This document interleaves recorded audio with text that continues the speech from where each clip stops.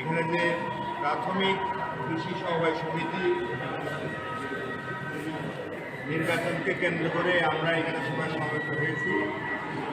আমাদের সঙ্গে রয়েছেন কৃষি সমবায় সমিতি কেন করা হয়, এই অঞ্চলটা কৃষি সমৃদ্ধ অঞ্চল। যে 60টি গাঁওসভার কথা আমরা এখানে উল্লেখ করলাম, সেই 60টি গাঁওসভাই কৃষি সমৃদ্ধ অঞ্চল, যাতে কৃষকরা তাদের সার্বিক বিষয়ে উন্নতি করতে পারে, তাদের কৃষিজ ফসল উৎপাদনের জন্য যে সকল সুযোগ সুবিধা তাদের প্রয়োজন এগুলি যাতে তারা সহজে পেতে পারে, এই বিষয়টা সার্বিক দেখাশোনার করার দায়িত্ব থাকে আমাদের এই প্রাথমিক কৃষি সমবায় সমিতি লিমিটেডের উপর। সেটা আজকে আমাদের এখানে যেটা একটা বোর্ড অফ ডাইরেকশন গঠিত হলো, যে 5 জন নির্বাচিত হয়েছেন তাদের দায়িত্ব থাকবে, যারা আমরা এই এলাকার প্রতিনিধিরা রয়েছি, যারা জনগণ রয়েছি, যারা আমাদের এই কৃষি কাজে যারা আমাদের এই অঞ্চলকে সহ সারা রাজ্যকে সমৃদ্ধ করি আমরা, আপনারা যারা রয়েছেন আপনাদের কাছে একটা বিনম্র অনুরোধ থাকবে, আপনারাও নির্বাচিত প্রতিনিধিদেরকে সহযোগিতা করবেন এবং নির্বাচিত প্রতিনিধিরাও আপনাদের কাছে একটা গুরু দায়িত্ব অর্পণ করা হয়েছে। গাঁওসভা অঞ্চলে সার্বিক কৃষি উন্নয়নের সার্বিক দায়িত্ব আপনাদের উপর অর্পিত হয়েছে। আপনারা যদি এটা খুব গুরুত্ব দিয়ে বিষয়টা যদি আপনারা একটু চর্চা করেন, একটু এগিয়ে যান, মানুষের সাহায্যে এগিয়ে আসেন, যে উদ্দেশ্যে আপনাদেরকে নির্বাচিত করা হয়েছে, তাহলেই আজকের এই নির্বাচন সার্থকতা লাভ করবে। আমাদের রাজ্য সরকার সবসময় কৃষকদের উন্নতির জন্য সবসময় বেশি চাইছেন। তার কারণ আমাদের পার্বত্য রাজ্য ত্রিপুরাতে শিল্পে আমরা এগিয়ে চলছি, কিন্তু আমরা কৃষিতে সমৃদ্ধ হয়েছি। এই কৃষি সমৃদ্ধের মাধ্যমে কৃষিজ শিল্পও আমরা এগিয়ে নিতে পারবো, যদি আমরা কৃষি সম্পদগুলি আমরা কৃষি ক্ষেত থেকে আমরা জমিন থেকে আমরা আনতে পারি। সেই কারণে আমাদের কৃষি দপ্তরের পক্ষ থেকে যাবতীয় সুযোগ সুবিধা আমাদের কৃষকদের জন্য সবসময় এগিয়ে দেওয়া হয়েছে এবং বরাদ্দ করা হয়েছে। তার জিনিসটা আপনারা সবাই বুঝতে পারছেন। গত 25 বৎসর, মানে এই 6 বৎসরের আগের 25 বৎসর যখন এই রাজ্যে বামফ্রন্ট সরকার ছিল, তখন কৃষকদের জন্য তাদের যত কান্না ছিল তার চেয়ে বেশি কাঁদিয়েছেন কৃষকদের ওই তৎকালীন সরকার। ভারতীয় জনতা পার্টির সরকার প্রতিষ্ঠিত হওয়ার পরে কৃষিজ সামগ্রী বিতরণ, কি ইনস্ট্রুমেন্ট, কি বীজ বা সার্বিক বিষয়ে আমাদের রাজ্য সরকার এত বেশি সচেতন, এবং সেই কারণে কৃষিজ সামগ্রী বিতরণের জন্য জায়গায় জায়গায় বিভিন্নভাবে সভা হয়েছে, বিতরণের সময় হয়েছে। সেইগুলি নেওয়ার লোক এখন আমরা খুঁজে পাই না। আগে হাহাকার ছিল পাই না, আর এখন আমাদের নেওয়ার লোক আমরা পাই না। এই যে একটি পরিস্থিতি, এই পরিস্থিতির জন্য আমরা চাইব আমাদের ভারতীয় জনতা পার্টির সরকার যা ত্রিপুরাতে চলছে এবং কেন্দ্রীয় সরকারের সহযোগিতায় চলছে, সেই জন্য সরকারের যে এই সহৃদয়তা, এই কারণে সবাইকে অনুরোধ করব একবার হাততালি দিয়ে আমাদের সরকারকে ধন্যবাদ জানাবার জন্য আমি সবার কাছে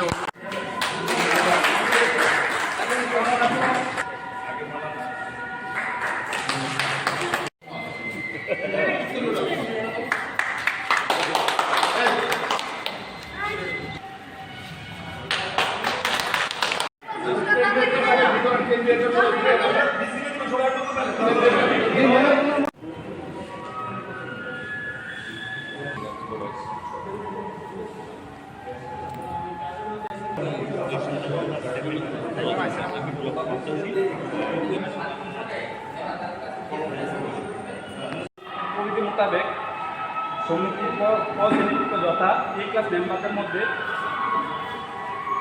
5 বছরের জন্য 5 জন বিওডি যথা বোর্ড অফ ডাইরেক্টর নিয়োগ করা হয়। উক্ত নির্বাচনী কার্যসূচি গত 4/9 8/9/2023 তারিখ হতে শুরু করা হয়েছে। আর তার ফলাফল যদিও কোনো প্রতিদ্বন্দ্বী না থাকায় বিনা প্রতিদ্বন্দ্বিতায় নির্বাচনী ফলাফল ঘোষণা করিল। উক্ত নির্বাচনের ফলাফল ঘোষণা করার জন্য আমি শ্রীযুক্ত ইন্দ্রজিৎ দাস নির্বাচনী আধিকারিক ওনাকে আবেদন করছি। নমস্কার। আমাদের গ্রামীণ প্রাথমিক কৃষি সমবায় সমিতি অর্থাৎ গ্রামীণ ট্যাক্স লিমিটেডের আজকে হচ্ছে ইলেকশান।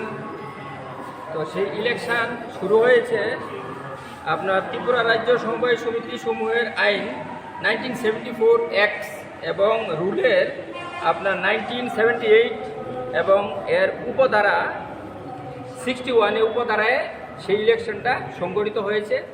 সেই ইলেকশনে আপনার ড্রাফট ভোটার লিস্ট প্রথম শুরু হয়েছিল আপনার 8/9/2023 শুক্রবার।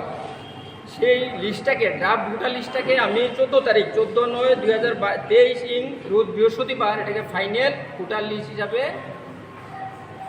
গণ্য করি এবং সেটাকে পাবলিশ করা হয়। তারপর আপনার 25 তারিখ নমিনেশন পেপার ফাইনাল করা হয়। ওই নমিনেশন পেপারের দিন 10টা থেকে 1টা পর্যন্ত মোট এই সোসাইটির মধ্যে 5টি নমিনেশন পেপার দাখিল করা হয় আমার কাছে। তো সেই 5টি নমিনেশন পেপার আমি দুটোর পরে স্ক্রুটিনি করি এবং স্ক্রুটিনি করে এই 5টিকে আমি ভ্যালিড বলে সিলেক্ট করি। তারপর আপনার 29 তারিখ 29/9/2023 শুক্রবার 10 ঘটিকা হইতে 1 ঘটিকার মধ্যে কোনো ধরনের প্রার্থী সেই প্রার্থী পদ প্রত্যাহার করে নাই, অর্থাৎ তুলে নেই, উইথড্রল করে নাই। তো যেহেতু উইথড্রল করে নাই, আজকে হচ্ছে আপনার 7/10/2023 শনিবার।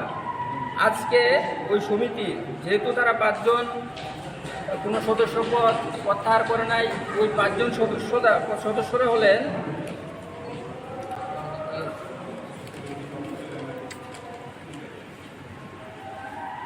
শ্যামলী সরকার, ওনার মেম্বারশিপ নাম্বার হচ্ছে আপনার 1762। জালাল মিয়া, ওনার মেম্বারশিপ নাম্বার হচ্ছে আপনার 1220। ননীগোপাল মজুমদার, ওনার মেম্বারশিপ নাম্বার হচ্ছে আপনার 1383 এবং কাজলি চৌধুরী মজুমদার, ওনার মেম্বারশিপ নাম্বার হচ্ছে আপনার 1657। পরিতোষ পাল লাস্ট বোর্ড অফ ডাইরেক্টরস, তাই সদস্য নাম্বার হচ্ছে 214। এই 5 জন সিলেক্টেড বোর্ড অফ ডাইরেক্টরসগণকে আমি বিনা প্রতিদ্বন্দ্বিতায় জয়ী বলিয়া ঘোষণা করিলাম এজ এ